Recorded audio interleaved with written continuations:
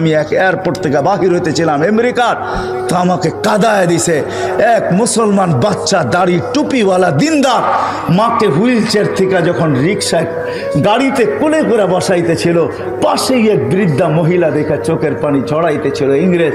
আমি তাকে জিজ্ঞেস করছি, তুই কাঁদিস কেন? বলে, দেখ তার সন্তান তাকে কিরকম বাচ্চার মতো গাড়িতে উঠায়। আমার সন্তান কোথায় হারায় গেছে আমি জানি না।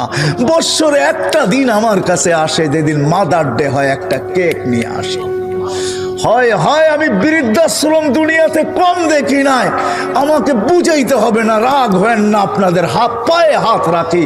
আমি দুনিয়ার কোনো এরকম বড় বড় বৃদ্ধাশ্রম না আছে আমার এই দুই চোখে আমি না দেখছি।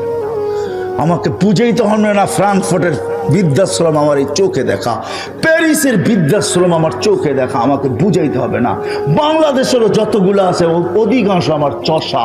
আমি ওইখানে মাঝে মাঝে লুকায়া যাই, এমনি দেখতে চাই যারা কি বলে।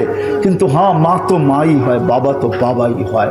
হাজারো অভিযোগের পরে শেষমেশ একটা কথা হাতে ধরে বলে, হুজুর যা বলছি মনে নিয়েন না, একটু দোয়া করেন। আমি চাই আমার কলিজার টুকরা অশান্তিতে না থাকুক।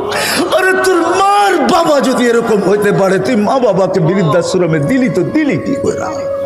তোর মা তো হাজারো অভিযোগের পরে বলে, হুজুর দোয়া করেন আমার কলিজার টুকরা যেন অশান্তিতে না থাকে।